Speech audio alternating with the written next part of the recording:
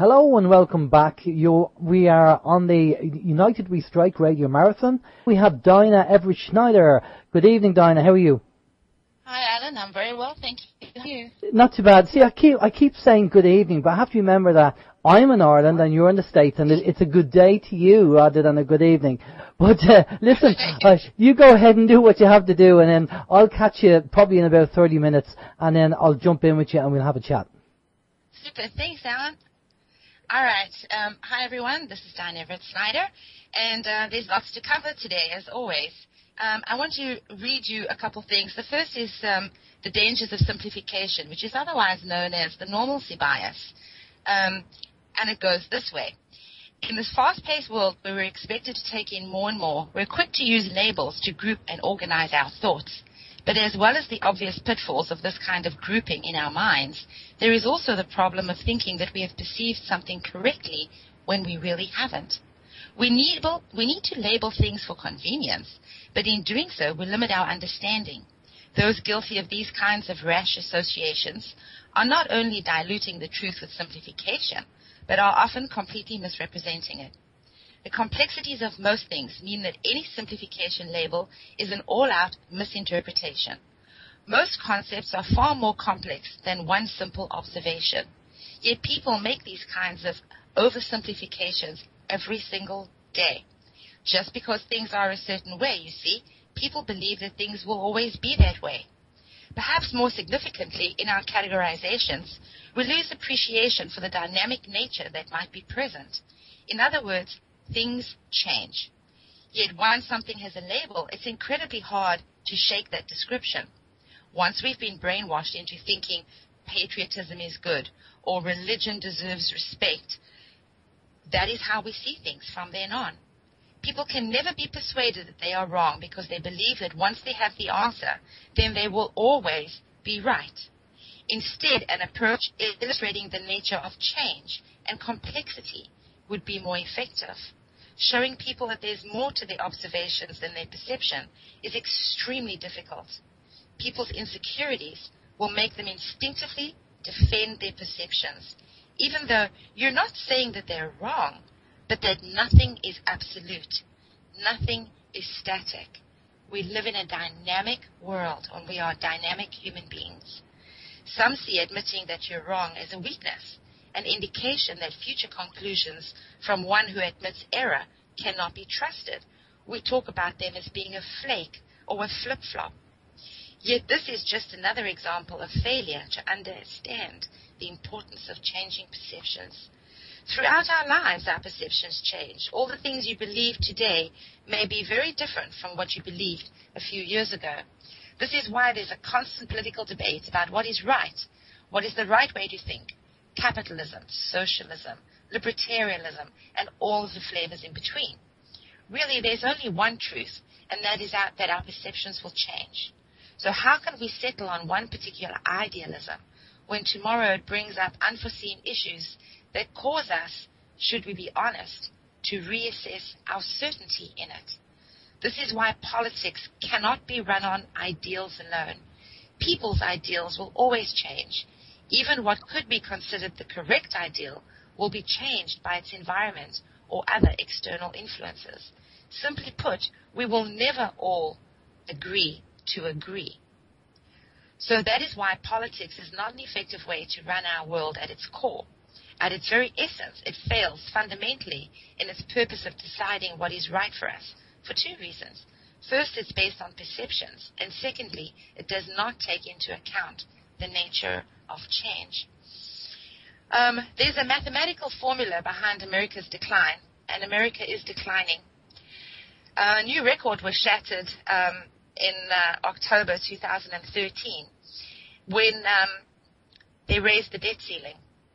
The first day that the federal government was legally able to borrow more money, the U.S. debt jumped by $328 billion in a single day.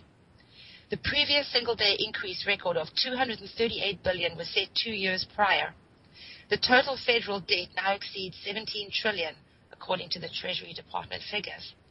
Since the U.S. government is currently paying historically low interest rates, it's able to get away with forking over merely $227.75 billion in interest payments on its debt last year, a figure that still represents a full 6% of the national debt, may I add. As the debt continues to grow, however, America's creditors will likely start demanding higher interest rates to offset the risk of their investments. At the very least, the Senate Republican Budget Committee expects the amounts that the government is spending on interest payments to nearly triple in the next 6 years and approach $600 billion. This means that by 2019, if not before, America will be spending more in interest payments than on national defense. Financial historian Neil Ferguson has warned for years that nations and empires usually fall apart when the costs of servicing their debt exceed the cost of their defense budget. More specifically, he has warned that the U.S. could experience a dramatic collapse when it reaches this point, just as was experienced by the Soviet Union. Already, the U.S. is paying China almost $27 billion a year in interest payments. This amount of money represents almost a quarter of China's total military expenditures. So it can be reasoned that Chinese officials are working to push American influence out of the South China Sea using warships built with the money America is paying them in interest. These facts well illustrate what King Solomon wrote in Proverbs, that the rich rule over the poor and the borrower is servant to the lender. A nation with a reckless spending problem, like America, will soon find itself destitute and unable to defend itself, while a nation with sound fiscal discipline, like Germany, will soon find itself in a position to dominate others. And that is the nature of this world.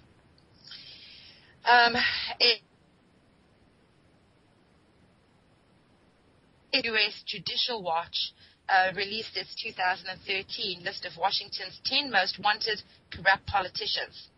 I'm going to read you some of the people on that list in alphabetical order.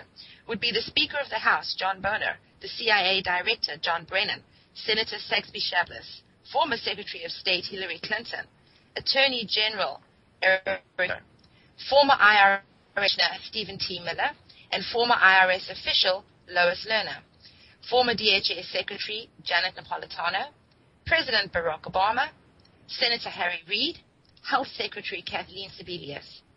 The dishonorable mentions for 2013 include the former New York Mayor Michael Bloomberg, the outgoing Virginia Governor Bob McDonnell, and the incoming Virginia Governor Terry McAuliffe, the former Republican Rick Renzi, and the National Security Advisor Susan Rice. It's interesting, of course, because those are the policymakers at the top of the pyramid, as it were, not only for this country, but for the world. And there you have it. All right. So around the world, we look back at our forefathers, and we talk about who they were. Of course, I'm talking since Neanderthal and current man. I'm talking about the time of settlers and ox wagons and large ships moving across vast oceans to unseen, unknown places. And when they landed on those far-off shores, they could be seen or would have been labeled what we today know as preppers. They hunted, they cured meat, they grew food, they canned it, they put it away for the winter. They were ever mindful of their stores of seeds. Today, the word prepper has a bad name. And if you live in America, the Department of Homeland Affairs in 2010 put out a list of 57 categories of identification for homeland domestic terrorism threats. Those people most likely to be labeled terrorists by the U.S. government. And featuring prominently on that list is people who store food, people who we know as preppers. The time is rapidly approaching when it's not going to matter which political party you give your allegiance to. What will matter, people, far more, is whether you belong to one of these two groups, the preppers or the sheeple. Preppers are being labeled terrorists and crackpots because they don't put all of their faith, you see, in the current regime. They don't put their faith in any regime for that matter. They prefer to take a good portion of their guarantees for survival into their own hands. We used to call this, of course, self-sufficiency and pulling your own weight. We applauded those who did. These were the ones who heeded the call to ask what you can do for your country. Somehow, hype and change turned that around, and now we are being told that we must demonize those same people and not admire them. The ones we now are told are the only ones in their right minds are those who put all of their faith in the regular arrival of their food stamps in the mailbox, the lofty promises that jobs are indeed coming, and that the world will know peace if only we can bomb enough foreign nations and send enough drones over forcibly disarmed American citizens. We are told it's all right to go back to our electronic hypnosis, our football, our soap operas, our surfers, potato chips, and the Olympic Games, leaving our ultimate destinies in the hands of those who are somehow born to know exactly what we need, because we ourselves apparently do not and never will. We are told that it's easier to obey our magnanimous, altruistic, and all-seeing elite masters than to think and solve problems for ourselves. We are told that it's better to accept all input at face value than to question it and apply research, logic, critical thinking. In short, we are told to be good little batteries in the matrix and promise never to short out. For that, there's Obamacare. We are no more than human resources. We are not people. We are collateral on a debt to international banksters that were always more illusion than real. Now that the illusion is unraveling, those who've pulled back the curtain and have seen the wizard for what he is are considered to be too dangerous to be allowed to spread the truth. That is a terrorist. That is how an admirable person becomes a threat to society.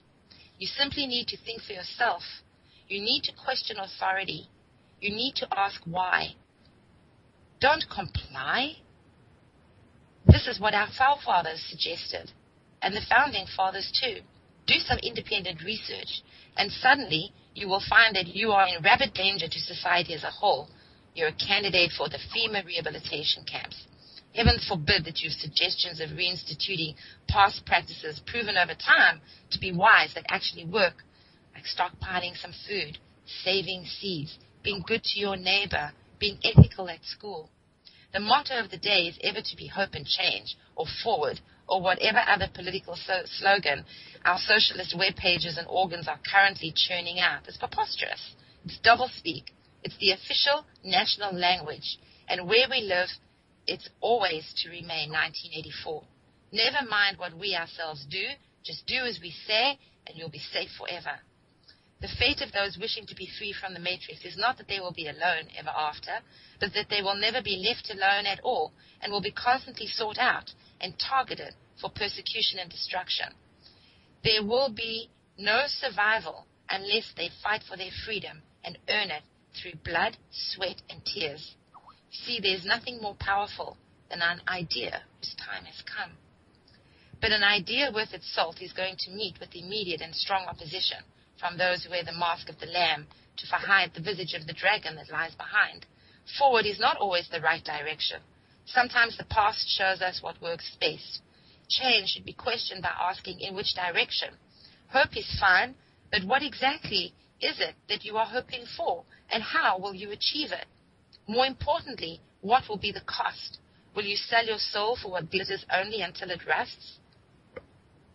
Will you sell the liberty of your grandchildren to make yourself more comfortable for a brief period in time? Do you even have an idea worth fighting for that will serve both your generation and those yet to come? When you're one step ahead of the crowd, you're a genius. When you're 2 steps ahead, you're a crackpot. Someone famous said that. All truth passes through 3 stages. First, it's ridiculed. Second, it's violently opposed. And third, it's accepted as self-evident. Someone else said that.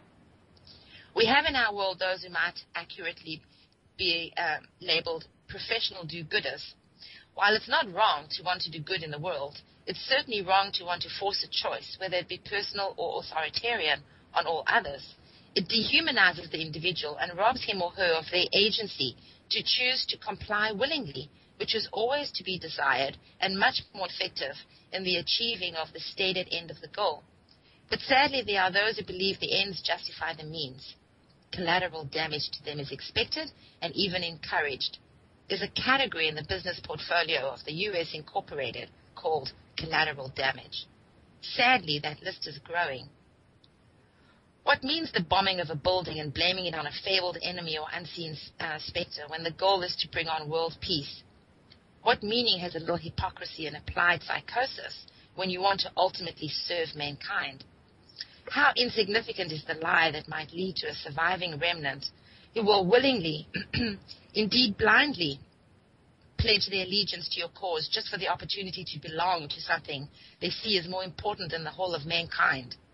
How paltry a few bribes or assassinations when you can unite all nations under one global dictatorship that will prevent war.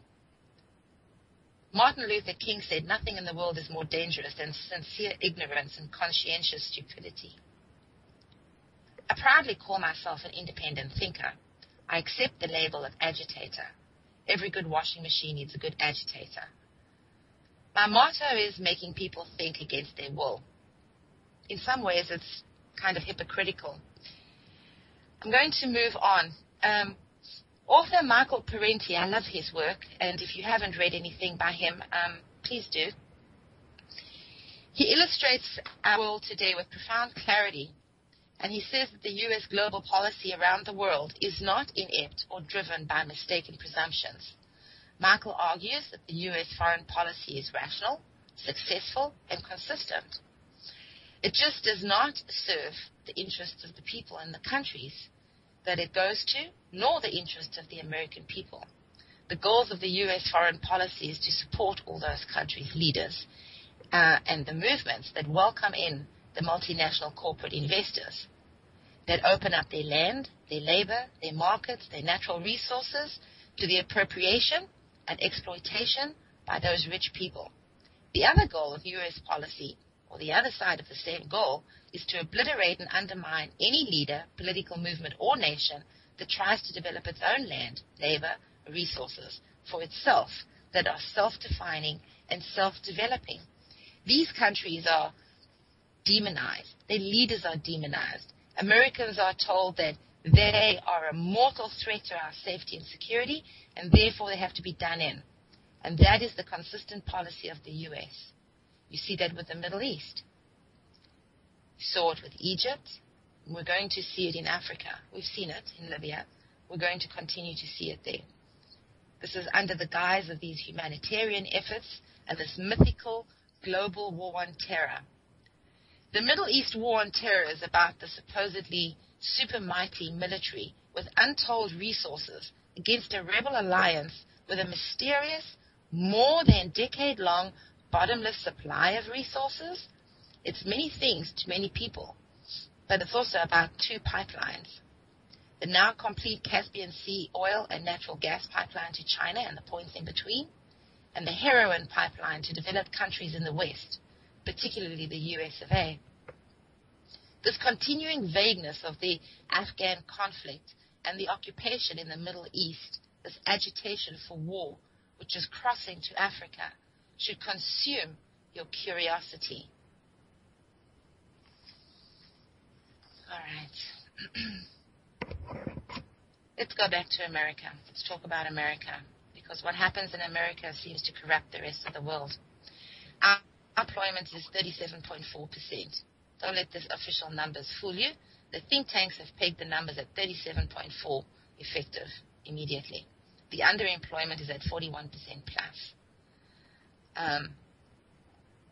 Recently, Oprah was overseas in the EU, I guess, and she made this ridiculous statement that Americans don't like President Obama because he's black, or that Americans are resistant to the Unaffordable Health Care Act because it was instigated by Obama because he's black. It never thought to cross the mind of the interviewer and never entered the discussion that most people in this country, regardless of their feelings about black people in general, are not upset with President Barack Hussein Obama because he's black. They're upset with him because of his policies and his failures and those of his wife. We have the NDAA. We have this lack of transparency, which is something that he stumped on. He was going to bring transparency to government. The country spends more today on classifying documents than in the last 20 years combined.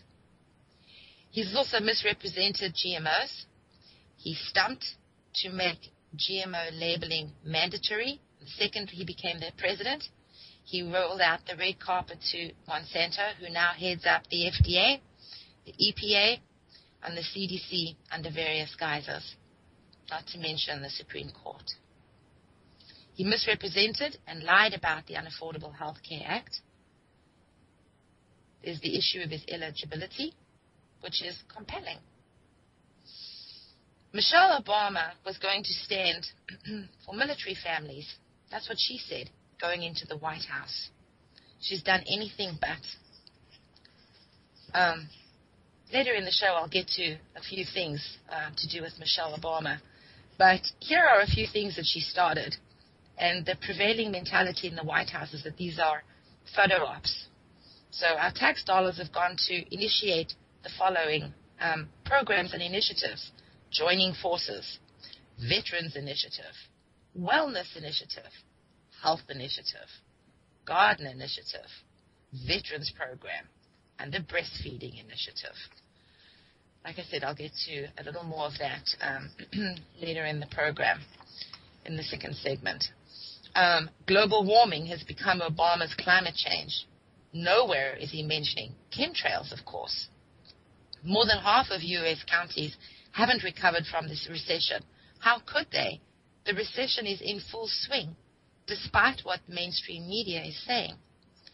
We have the Unaffordable Health Care Act and its associated costs, which are going to triple and cripple. Yes, exactly, quite so. Cripple this country in the foreseeable future. The foreseeable future.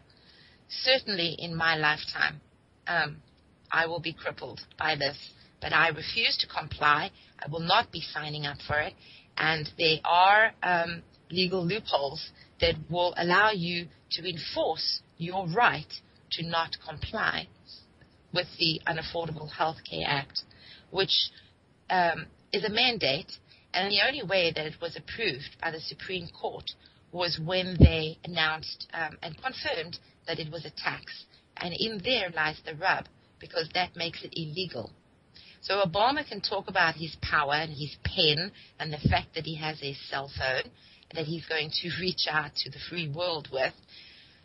He can write his executive orders, but at the end of the day, they don't mean a damn thing and they are not enforceable. And I urge you to go and Google that.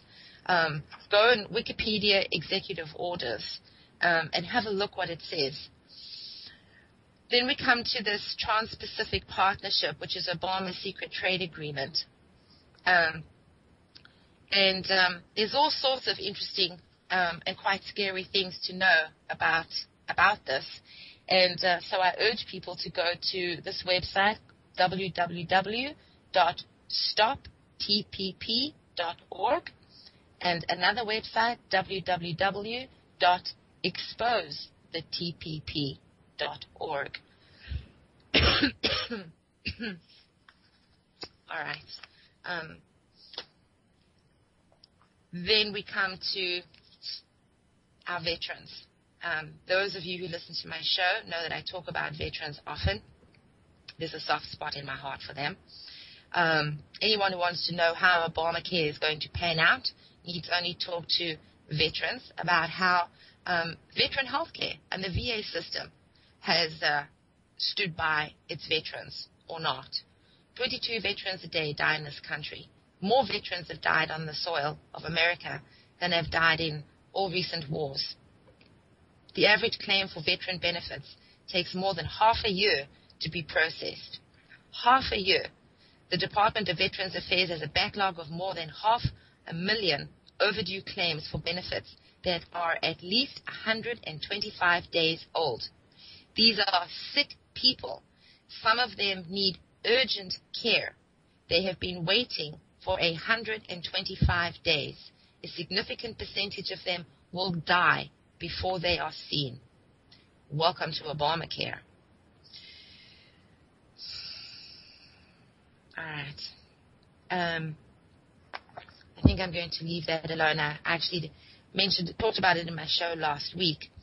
There's a lot of rotten policies going around the United States while Obama's sitting at the White House, fiddling with his pen and wondering who to call on his phone. We have extremely serious issues going in our schools. We don't have bad kids, we have a bad system. Coming now is Common Core. Again, I urge you to go and Google Common Core and see just what is in store for your kids. Because there's an old axiom that what children learn in school today will be the philosophy of government tomorrow. If we have schools that are filled with surveillance cameras, metal detectors, police patrols, the chronic zero-tolerance policies, permanent lockdowns, drug-sniffing dogs, and strip searches, and they become the norm in elementary, middle, and high schools across the nation, this is the sort of society that we are raising up. And this is the Orwellian generation, one populated by compliant citizens accustomed to living in a police state and who march in lockstep to the dictates of the government. In other words, the schools are teaching our young children how to be obedient subjects in a totalitarian society. I would also ask you to go and Google the UN U.S. Small Arms Treaty and understand that it is the de facto red carpet rollout to a one world government headed by the United Nations. It's quite sickening, and nobody is talking about this. With the minutes left before the second half, I want to talk about the militarization of the police departments across the United States. In the last few shows on my own radio show over at Wide Awake News, I've talked extensively about the Kelly Thomas murder. Please go to YouTube and Google the Kelly Thomas murder, and on YouTube you can see an extended version. It's more than 30 minutes long of official video footage that the jury was allowed to see during the subsequent trial. Started out with one officer, which became two, which became six. Kelly Thomas was a man known to the police departments, a homeless schizophrenic who was labeled nonviolent, not dangerous, due to lots of conflicting series of events and information.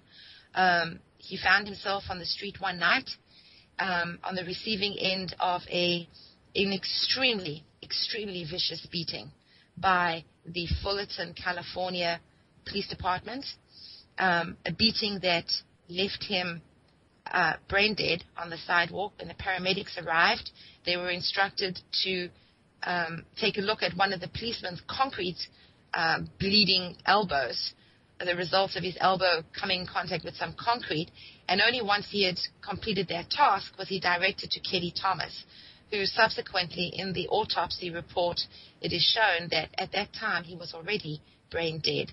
5 days later they turned off the machines and Kelly Thomas officially died. During that beating, you hear Kelly Thomas screaming, pleading, help me, please help me, okay, I'm sorry, and calling for his father. What is compelling about this case is that violence truly begets violence. And since this was a case that was heard by a jury, the fact that they were acquitted, that these two cops, Officer Ramos and Cicinelli, were acquitted on the charges because the entire scene was premised on the fact that they were doing their job. This is what they had been trained to do. Therefore, they cannot be held accountable for the subsequent murder of a man because they were merely doing what they were trained to do. It's frightening. It's really frightening that we have a jury that acquitted them. What is more frightening is this will become the de facto case of premise for all future conflicts between police departments and civilians. So I urge you to go and Google jury nullification and understand your rights. Jury nullification is premised on the idea that ordinary citizens, not government officials, should have the final say as to whether a person should be punished at all.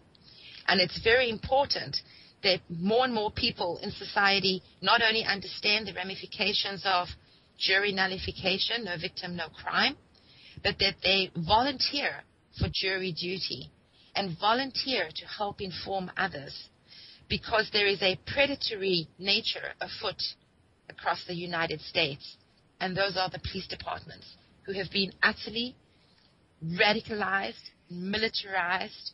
And I urge you to read a book by Rodley Belker, The Rise of the Warrior Cop, in which he identifies the fact that our cops are increasingly like soldiers and being increasingly militarized, dressed like soldiers, armed like soldiers, sent out into urban environments and told that they are fighting a war of domestic terrorism on the streets of our nation.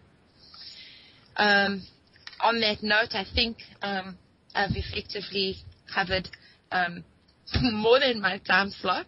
And so if Alan's around and would like to step in now, I'd love to move on to the next segment of the show. Is Alan around, guys? Yeah, hi Dinah, how are you?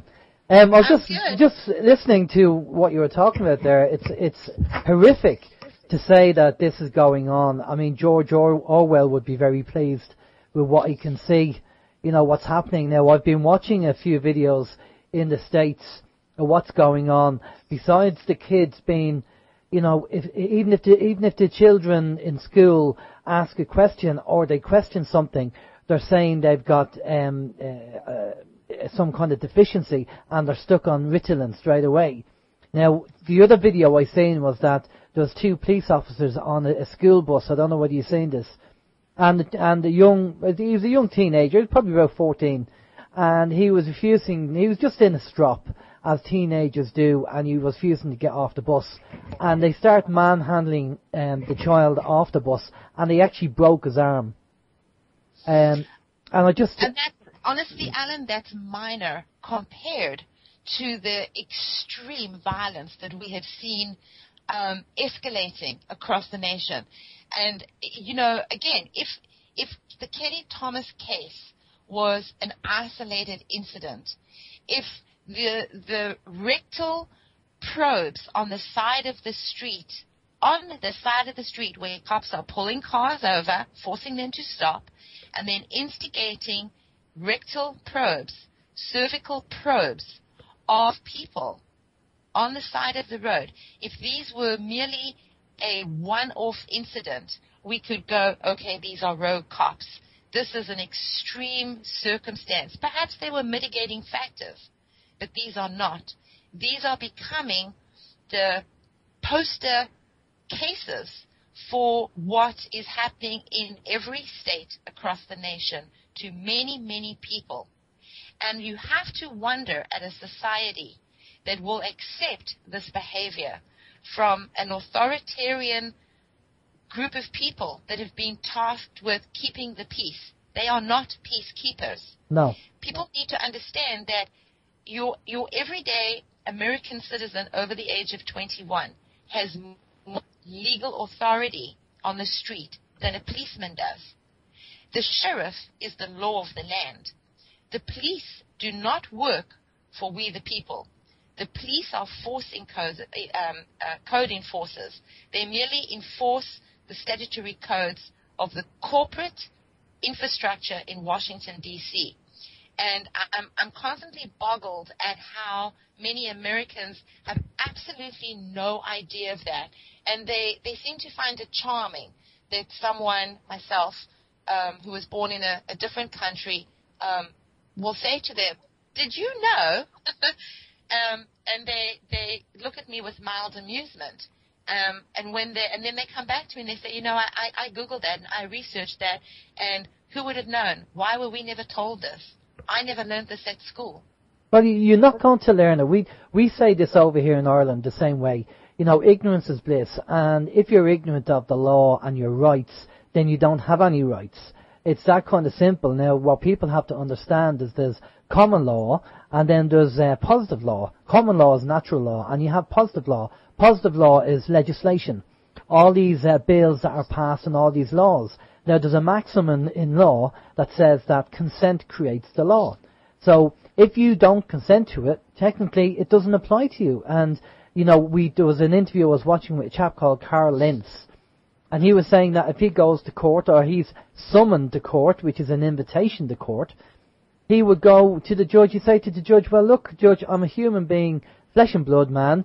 I don't know your laws. I'm sorry if your laws say that I did something wrong, but I don't know your laws. I'm not part of your society. I don't know your system, and I have a right to govern myself. So why am I here? Why should I be in this courtroom? And that's kind of his approach to it. And more people, especially over here in Ireland, and I'm sure worldwide, are beginning to learn their rights. And that's what you have to do. Learn your rights and then stand up for your rights and tell the police or the police officers your rights. Now, unfortunately, over here in Ireland, probably like in the States, the Gardaí is what they're called over here in Ireland, get 6 months training. And there's a very small part of that is actually getting trained in the legal side of things. So they are they're just policy enforcers. They're just doing what they're told. And they are conditioned, and it's amazing. I was in a meeting there the other night, a local meeting. I won't go into any more detail than that. And it's amazing how these people are protecting their jailers. Yes. It's amazing. Well, we have that here too. And more importantly, we have this whole movement afoot to turn on your neighbor. Much as socialism occurred, it's incredibly reminiscent of what happened in Russia, and it's incredibly reminiscent of what happened in Nazi Germany, where children were encouraged to report their parents, report suspicious behavior. People were forced to turn on their neighbors, families turned on each other, and it was, I think, because of a prevailing fear, and part of that fear was because of indoctrination, and really the matrix then and now. And we have all fallen under the spell of this over the years. I say we, I mean collectively as a global community, in one way or another. But we have an incredibly valuable tool, an incredibly valuable resource, and that's the World Wide Web, which of course is why they're so terribly afraid of this flow of information. In the EU, as you know, they've got all these copyright infringement laws, and under the premise of that, they're seeking to regulate access to the World Wide Web and documents and research papers. Well, Americans don't understand that part of the Trans-Pacific Pact and Alliance is all this legislature that will override local votes in this country. Americans are very pompous. They're very prejudiced towards their constitution, and they feel that they have these entitlements and these inalienable rights that are just inherently theirs. They don't have to do anything for them. They don't have to speak of them with conviction. They don't have to hold them with both hands. They don't have to guard them. That no matter what happens and whoever's in charge, those things are safe. And ultimately they are not. It takes the conscientious conscience and cognizance of society as a whole to preserve those things and safeguard them for future generations. Definitely. Because along the way, knowledge is lost. Yeah. Knowledge that we do inherently own these things. And we get subjugated with the concept of statutory law and the Uniform Commercial Code. And we are seduced into believing that these things are real, when in fact they are not. But it falls on education and access to information. Primarily for our generation, the adult generations, this is access to the World Wide Web. For our children, what are they being subjected to under Common Core, which is rolling out across the nation? Yeah. I urge people to consider withdrawing your children from school and joining a homeschooling program. And by the way, if you're a homeschooler, you are also considered a threat to domestic terrorism by your government, Exactly. which is not our government. Exactly. And same in Ireland, we have a provisional government under the UK rule, English rule. It's actually not an Irish government. But what they're trying to do with the internet, I'm sure you're aware of this, Dinah, is that they're trying to bring out a thing called Internet 2. Internet 2 will basically be a subscription service to only websites that they'll give you access to.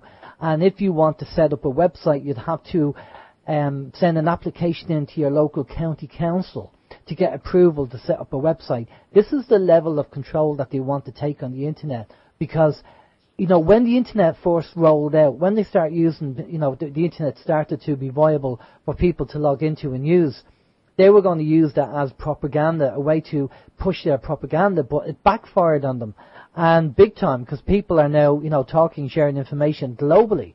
So they're looking at either Obama talking about the big kill switch, or Internet 2, which is you have to subscribe and pay a fee, and you'll only have access to the websites that they want you to have. And this is what they want to do. Now, countries like Greece, I believe, have gone and set up their own wireless internet service away from the actual internet. And that's working very well. And myself and Steve here at OAM Radio have talked about it, about the possibility of doing that. Should they decide to shut down the internet, that we could get kind of a little mesh network going with all the local villages around and communicate and set up our own little internet, which is something that we can do. It's a practical thing that you can do. It won't take a lot of money to do that. So for the listeners who are listening, always remember, there's always a way around. Technology will find a way, and mankind will find a way. So even if they do pull the plug, you can set up your own internet. It might not be global, but definitely you could have it on a national level. That's absolutely true. And so you guys are going towards the whole licensing thing, which is much like TV licenses and broadcast radio licenses, to control the access of information, freedom of flow of information. Yeah, total control. Well, we pay TV licenses over here, and what they've decided to do now over here in Ireland is that they're saying, right, some people don't have TVs and we need to make money. So we're going to change that to a thing called a broadcast license. And now it doesn't matter whether you have a TV, as long as you have a computer or you can receive signals, receive something, we're going to charge you for it.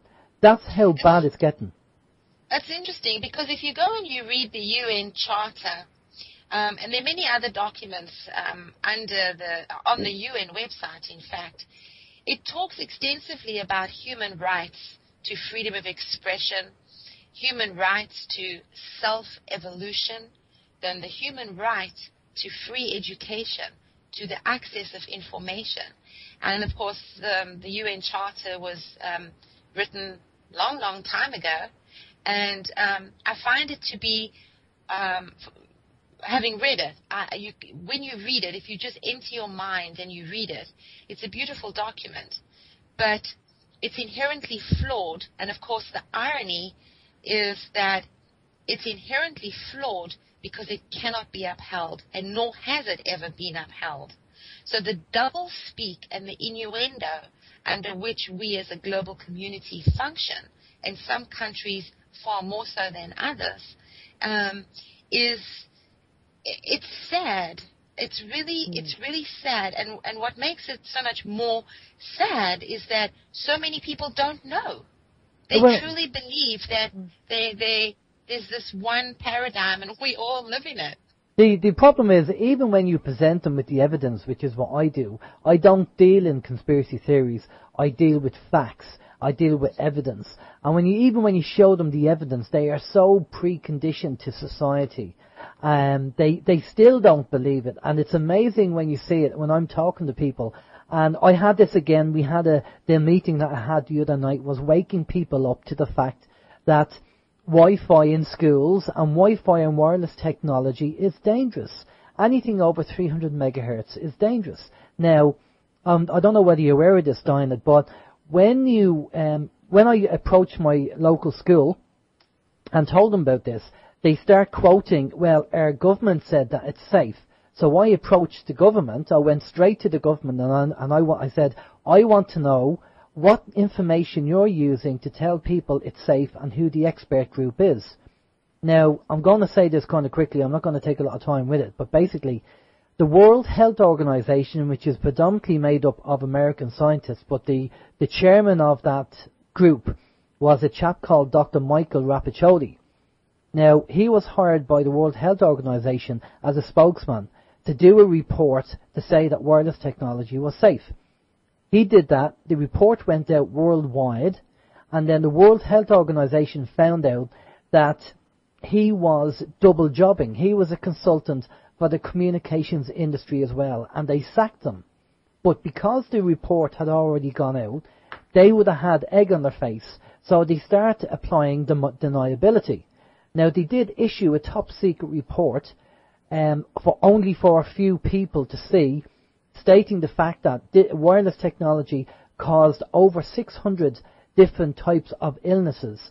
Now, I do have a chap over here who's an American chap who lives in Ireland who's going to track down that report for me. He does have a copy of the report, and he's going to give me it. Also, Dr. Michael Rapiccioli's business partner, who he fell out with, is a chap called Dr. George Carlo. Dr. George Carlo is going to be on OIM, our radio show, in a few weeks' time, and he's going to tell us that he's a world-renowned medical scientist. He's going to tell us how dangerous wireless technology is. Now, we also have a backing of Barry Trower, who's also a world expert scientist in this. And I told these group of people the evidence I have and the recorded interviews I have and these people who are experts, and they still weren't convinced. That's how conditioned these people are. Well, that's why I opened my show with a reading of what is essentially the normalcy bias. So for anyone who wants to know more about it, you can actually Wikipedia the normalcy bias, and it's that whole mental concept in a nutshell. Exactly. Well, it's amazing how, I mean, when myself and Steve, we did a seminar over here not too long ago, and we don't really talk about, the bits involved with what's happening with the powers that be.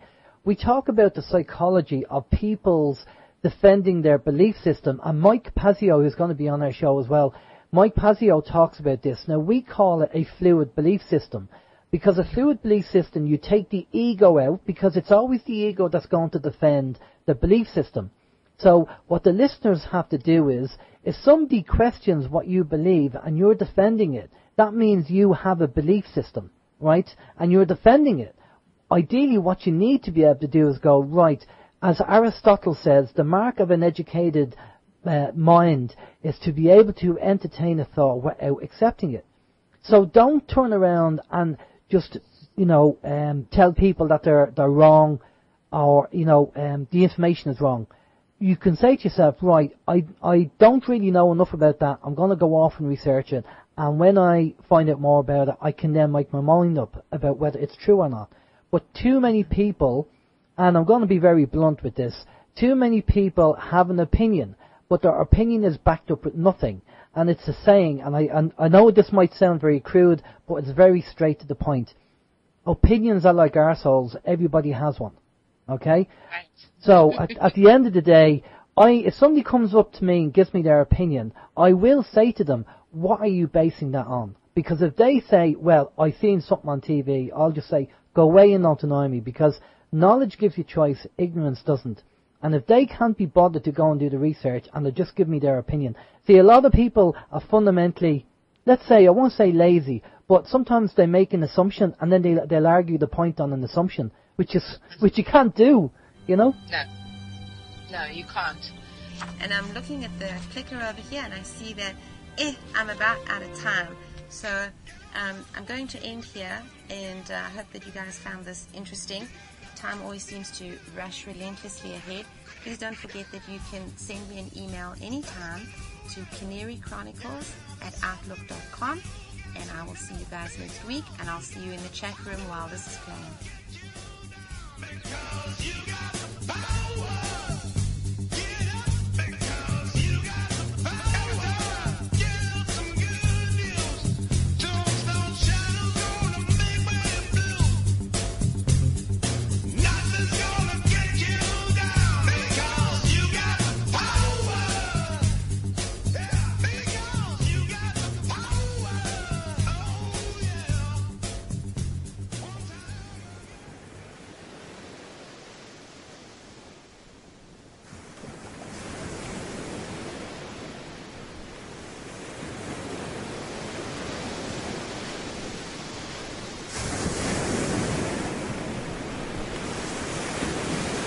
I want to announce today that we will be providing the Kingdom of Jordan a $1 billion loan guarantee fund that will help Jordan access the international capital markets. as well as extend for 5 years the memorandum of understanding that we have with the Kingdom of Jordan that allows that country to pursue the kind of development that will not only help the people of Jordan but help the region as a whole. But we're also going to have to solve the underlying problem. A regime led by Bashar al-Assad that has shown very little regard for the well-being of his people, has attacked civilians in ruthless ways. We are going to need a political transition in that region. Obviously, as you mentioned, sir, the main challenge that we have is how do we bring a political, comprehensive solution to the Syrian people. Our major concern in the area is the rise of extremism in Syria, the sectarian violence, and if we don't find a solution, the spillover in the region and the effect that will have.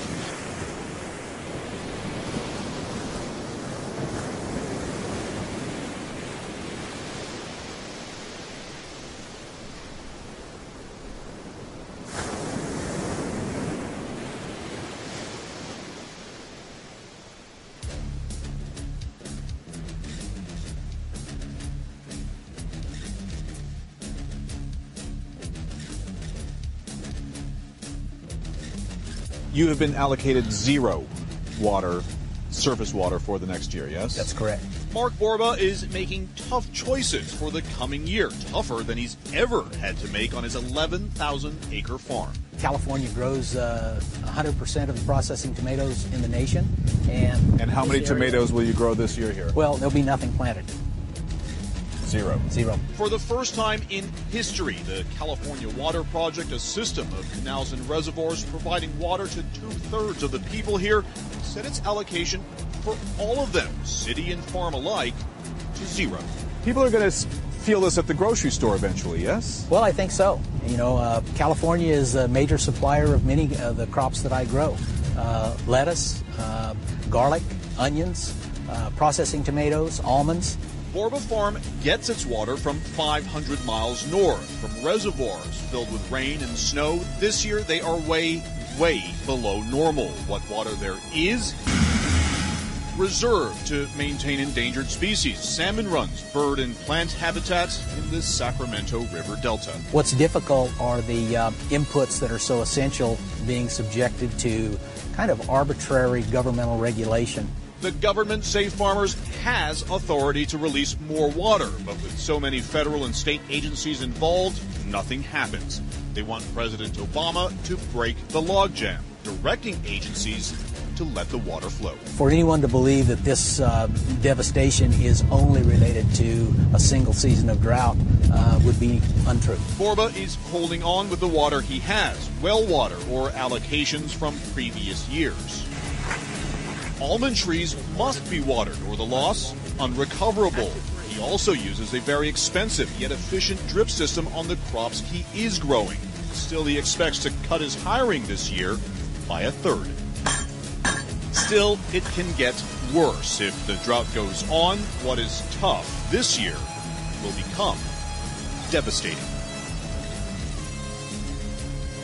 Even before this rough winter in the east and south and the current drought in the west, extreme weather had been pushing food prices up over the past several years. Even so, the government's consumer price index is showing little or no inflation.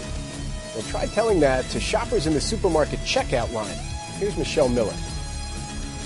I'd like the government to stop by my house, come food shopping with me, and see where the real costs are.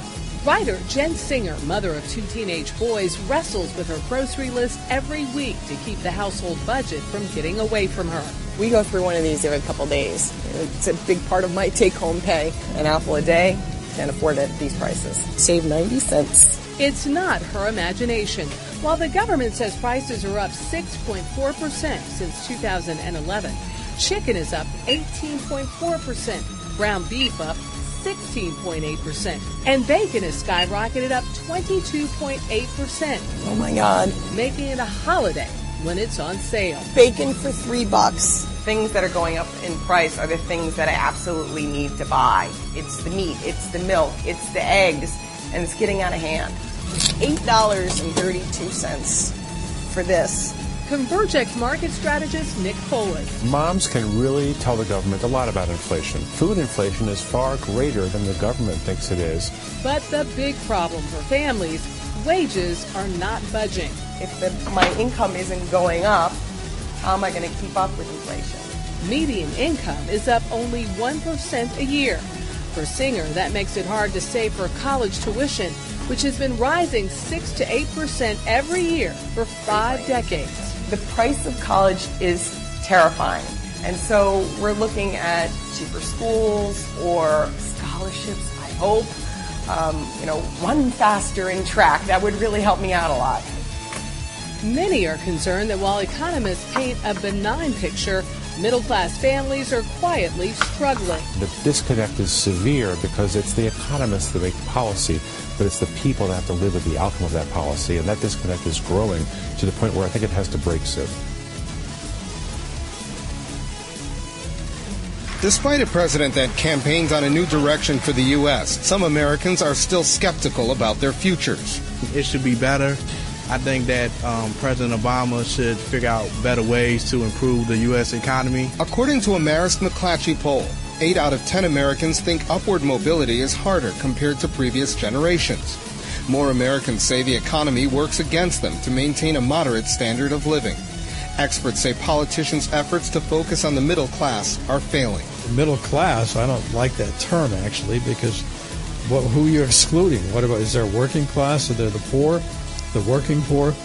But the fact is everybody except the top, handful, there are actually conditions of life are deteriorating. Only 15% say it takes the same work as it did before, and a scant 5% think it's easier now. Experts say the poll comes at a time of fervent globalization and technological evolution. At the same time, Americans struggle to see progress with the economy, and politicians are confused over how to help the situation. Some experts also say politicians are not prioritizing the needs of the people. You look at our infrastructure, actual food supply is in danger. The fact that we don't produce hardly anything in this country anymore. Everything is imported. But the wealth disparity isn't only about money. It's also the perception of opportunity. 85% polled said there were different rules for the rich and their friends. Only 14% said there is an even playing field to get ahead. Colin Campbell, Press TV, Washington. For more news, visit youtube.com/pigmind5.